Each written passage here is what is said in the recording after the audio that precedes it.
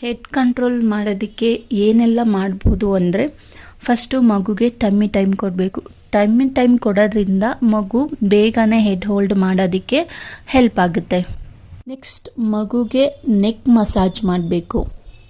ಮಗು head control ಮಾಡೋದಕ್ಕೆ next ಏನು ಮಾಡ್ಬೋದು ಅಂದರೆ, ಮಗು ಆಟ ಆಡೋ ಸಮಯದಲ್ಲಿ ನಾವು ಕೂಡ ಮಗುವಿನ ಜೊತೆ ಟೈಮ್ ಸ್ಪೆಂಡ್ ಮಾಡಬೇಕಾಗುತ್ತೆ.